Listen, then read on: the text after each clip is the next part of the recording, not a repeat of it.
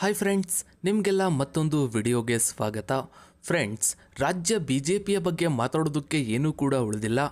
ಆದರೂ ಕೂಡ ರಾಜ್ಯ ಬಿಜೆಪಿಯಲ್ಲಿ ಈಗ ಆಗ್ತಾ ಇರುವಂತಹ ಬೆಳವಣಿಗೆ ಬಿಜೆಪಿ ಕಾರ್ಯಕರ್ತರಲ್ಲಿ ಬಹಳ ಆಘಾತಕಾರಿಯಾಗಿದೆ ಅಂತಾನೆ ಹೇಳ್ಬೋದು. ಯಾಕಂದ್ರೆ ಈ ಹಿಂದೆ ಬಿಜೆಪಿಯನ್ನ ಯಾವ ರೀತಿ ನೋಡ್ತಿದ್ರು ಅನ್ನೋದು ನಿಮ್ಗೆಲ್ಲ ಗೊತ್ತೇ ಇದೆ. ಸೌತ್ ಇಂಡಿಯಾದಲ್ಲಿ ಬಿಜೆಪಿ ಅಧಿಕಾರಕ್ಕೆ ಬರೋದೇ ಇಲ್ಲ. ಕರಾವಳಿ ಕರ್ನಾಟಕದಲ್ಲಿ, ಮಧ್ಯ ಕರ್ನಾಟಕದಲ್ಲಿ ಒಂದಿಷ್ಟು ಸೀಟ್ಗಳನ್ನ ಗೆಲ್ಲಬಹುದು ಅಷ್ಟೇ ಅಂತ ವಿಶ್ಲೇಷಣೆ ಮಾಡಲಾಗ್ತಾ ಇತ್ತು. ಹಿಂದುತ್ವದ ಆಧಾರದಲ್ಲಿ ಎಷ್ಟು ಸೀಟ್ಗಳು ಬರುತ್ತೋ ಅಷ್ಟು ಮಾತ್ರ ಬಿಜೆಪಿ ಗೆಲ್ಲುತ್ತೆ, ರಾಜ್ಯದಲ್ಲಿ ಬಿಜೆಪಿಗೆ ಬೆಂಬಲ ಇಲ್ಲ ಅಂತ ಹೇಳಲಾಗ್ತಾ ಇತ್ತು. ಆದರೆ ರಾಜ್ಯದ ಜನ ಬಿಜೆಪಿಗೆ 2 ಬಾರಿ ರಾಜ್ಯದಲ್ಲಿ ಅಧಿಕಾರಕ್ಕೆ ಬರೋ ಅವಕಾಶವನ್ನ ಕೊಟ್ಟರು. ಆದರೆ ಇದನ್ನ ಉಳಿಸಿಕೊಂಡು ಹೋಗುವಲ್ಲಿ ಬಿಜೆಪಿ ಸಂಪೂರ್ಣವಾಗಿ ವಿಫಲವಾಗಿದೆ. ಬಿಜೆಪಿ ವಿರೋಧ ಪಕ್ಷಗಳ ವಿರುದ್ಧ ಯಾವ ರೀತಿಯ ಆರೋಪವನ್ನ ಮಾಡ್ತಿತ್ತು ಅನ್ನೋದು ನಿಮಗೆಲ್ಲ ಗೊತ್ತೇ ಇದೆ. ಕಾಂಗ್ರೆಸ್, ಜೆಡಿಎಸ್ ಸೇರಿದಂತೆ ದೇಶದ ಸಾಕಷ್ಟು ಪಕ್ಷಗಳ ವಿರುದ್ಧ ಕುಟುಂಬ ರಾಜಕಾರಣ ಅಂತ ಆರೋಪವನ್ನ ಮಾಡ್ತಿತ್ತು. ಆದರೆ ಈಗ ಸ್ವತಃ ಬಿಜೆಪಿ ಪಕ್ಷದಲ್ಲೇ ಕುಟುಂಬ ರಾಜಕಾರಣ ಅನ್ನೋದು ಶುರುವಾಗಿದೆ. ಅದರಲ್ಲೂ ರಾಜ್ಯದ ಬಿಜೆಪಿ ಪಕ್ಷದ ಘಟಾನುಘಟಿ ರಾಜಕಾರಣಿಗಳು ತಮ್ಮ ಮಕ್ಕಳಿಗೆ ಸೀಟ್ ಕೊಡಿಸೋದಕ್ಕೆ, ಅಧಿಕಾರವನ್ನ ಕೊಡಿಸೋದಕ್ಕೆ ಪಕ್ಷವನ್ನೇ ಹೊಡಿತಾ ಇದ್ದಾರೆ. ಈಗಾಗಲೇ ಇವರ ವಿರುದ್ಧ ಬಿಜೆಪಿಯಲ್ಲೇ ಯತ್ನಾಳ್ ಒಂದು ಟೀಮನ್ನ ರಚನೆ ಮಾಡಿಕೊಂಡು ಯಡಿಯೂರಪ್ಪ ವಿರುದ್ಧ, ವಿಜಯೇಂದ್ರ ವಿರುದ್ಧ ನಿರಂತರ ವಾಗ್ದಾಳಿಯನ್ನ ನಡೆಸ್ತಾನೆ ಇರ್ತಾರೆ. ಇಷ್ಟು ದಿನ ಯತ್ನಾಳ್ ಕೇಂದ್ರದ ನಾಯಕರಿಗೆ ಬೆಲೆಯನ್ನ ಕೊಡ್ತಿದ್ರು, ಕೇಂದ್ರದ ನಾಯಕರು ಹೇಳಿದ್ದನ್ನ ಕೇಳ್ತಾ ಇದ್ರು. ಆದ್ರೆ ಈಗ ಕೇಂದ್ರ ನಾಯಕರಿಗೆ ಸೆಡ್ಡು ಹೊಡೆದು ನಿಂತಿದ್ದಾರೆ. ಅಂದ್ರೆ ರಾಜ್ಯ ಬಿಜೆಪಿಯಲ್ಲಿ ಅಲ್ಲೋಲ ಕಲ್ಲೋಲವೇ ಆಗುತ್ತಾ? ಹಾಗಾದ್ರೆ ಕೇಂದ್ರದ ನಾಯಕರು ರಾಜ್ಯಕ್ಕೆ ಎಂಟ್ರಿ ಕೊಡ್ತಾರಾ? ಈ ಜಗಳವನ್ನ ಸರಿ ಮಾಡ್ತಾರಾ? ಬಿಜೆಪಿಯಲ್ಲಿ ಕುಟುಂಬ ರಾಜಕೀಯ ನಿಲ್ಲುತ್ತಾ? ಬಿಜೆಪಿಯ ಮುಂದಿನ ಪ್ಲಾನ್ ಏನು?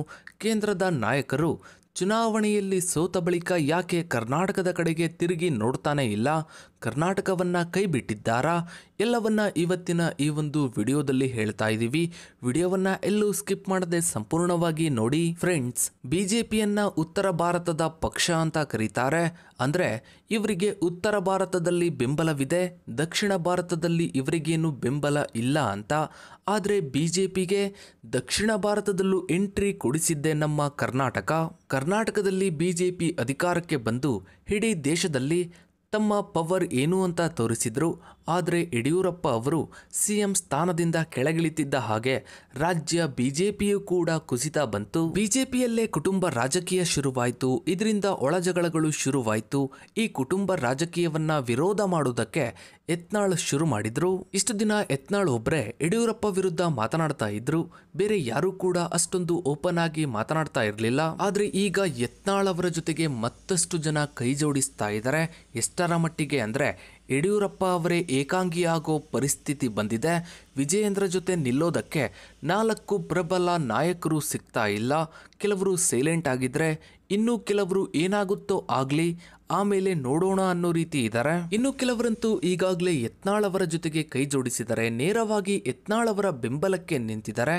ಇನ್ನು ಕೆಲವು ನಾಯಕರು ಮಾತ್ರ ವಿಜಯೇಂದ್ರ ಜೊತೆಗೆ ಕಾಣಿಸಿಕೊಳ್ತಾ ಇದ್ದಾರೆ. ಬಿಜೆಪಿಯ ಈ ಕುಟುಂಬ ರಾಜಕೀಯದ ಅಧಿಕಾರದ ಜಗಳ ಯಾವಾಗ ದೊಡ್ಡ ಮಟ್ಟಕ್ಕೆ ಹೋಗ್ತಿದ್ದ ಹಾಗೇನೆ ಕೇಂದ್ರದಿಂದ ಯತ್ನಾಳ್ ಅವರಿಗೆ ಕರೆ ಬಂದಿದೆ. ಸ್ವತಃ ಬಿಜೆಪಿಯ ನಾಯಕರೇ ಫೋನ್ ಮಾಡಿ ದೆಹಲಿಗೆ ಬರುವಂತೆ ಸೂಚನೆಯನ್ನ ಕೊಟ್ಟಿದ್ದಾರೆ. ಆದರೆ ಯತ್ನಾಳ್ ಇದಕ್ಕೆ ಒಪ್ಪಿಕೊಂಡಿಲ್ಲ.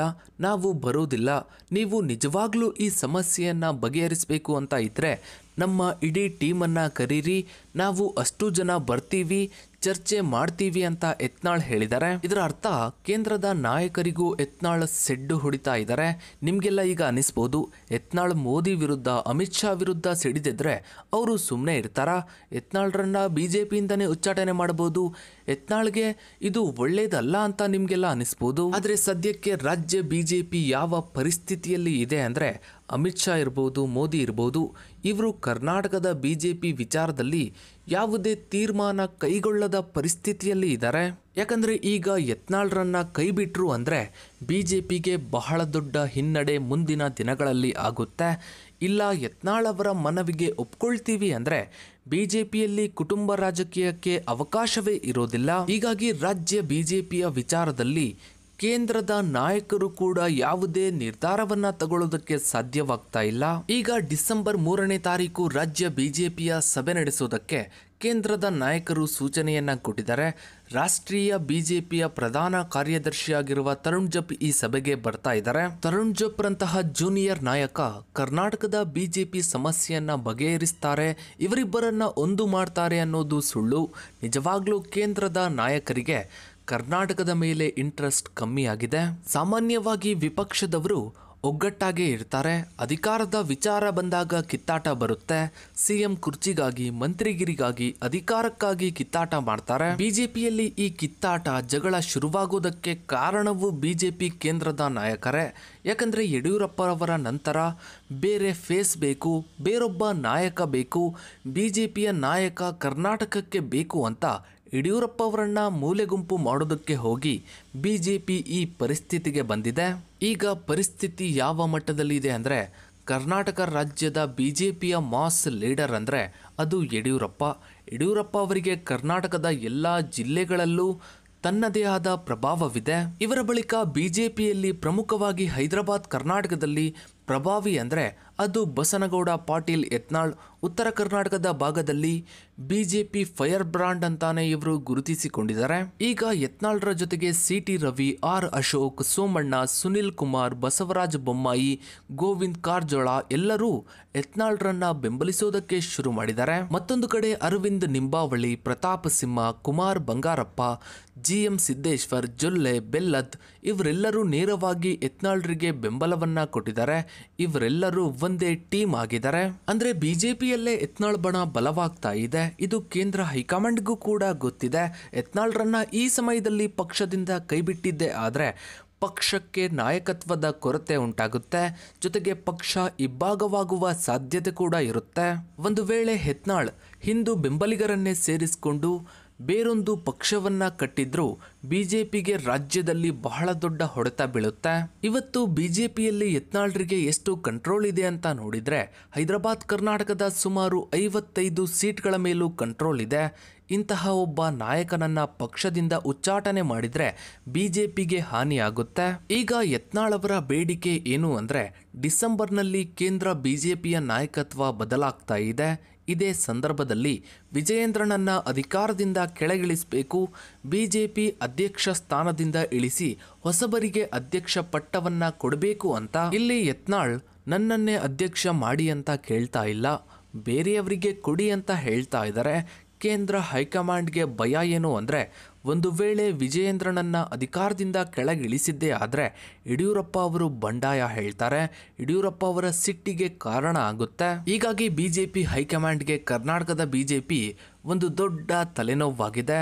ಹೀಗಾಗಿ ಈ ಎರಡೂ ಬಣಗಳನ್ನು ಒಂದು ಮಾಡಬೇಕು ಅಂದರೆ ಹೊಸ ನಾಯಕತ್ವ ಉದಯ ಆಗಲೇಬೇಕು. ಇದಕ್ಕೆ ಮುಂದಿನ ದಿನಗಳಲ್ಲಿ ಬಿಜೆಪಿ ಹೈಕಮಾಂಡ್ ಯಾವ ಪ್ಲಾನ್ ಮಾಡುತ್ತೆ, ರಾಜ್ಯ ಬಿಜೆಪಿಯಲ್ಲಿ ಏನೆಲ್ಲ ಬದಲಾವಣೆ ಆಗುತ್ತೆ ಅನ್ನೋದನ್ನ ಕಾದು ನೋಡಬೇಕಿದೆ. ಇನ್ನು ಇದರ ಬಗ್ಗೆ ನಿಮ್ಮ ಅನಿಸಿಕೆ, ಅಭಿಪ್ರಾಯಗಳನ್ನು ತಪ್ಪದೆ ಕಮೆಂಟ್ ಸೆಕ್ಷನ್ ಅಲ್ಲಿ ಕಮೆಂಟ್ ಮಾಡಿ. ಹಾಗೆ ವಿಡಿಯೋಗೊಂದು ಲೈಕ್ ಮಾಡ್ತಾ ವಿಡಿಯೋನ ಆದಷ್ಟು ಎಲ್ಲ ಕಡೆ ಶೇರ್ ಮಾಡಿ. ನೀವಿನ್ನು ನಮ್ಮ ಚಾನಲ್ಗೆ ಸಬ್ಸ್ಕ್ರೈಬ್ ಆಗಿಲ್ಲ ಅಂದರೆ ಕೆಳಗಡೆ ಕಾಣೋ ಸಬ್ಸ್ಕ್ರೈಬ್ ಬಟನ್ ಕ್ಲಿಕ್ ಮಾಡಿ. ಹಾಗೆ ಪಕ್ಕದಲ್ಲಿ ಕಾಣೋ ಬೆಲ್ ಐಕನ್ ಕೂಡ ಕ್ಲಿಕ್ ಮಾಡಿ. Thanks for watching.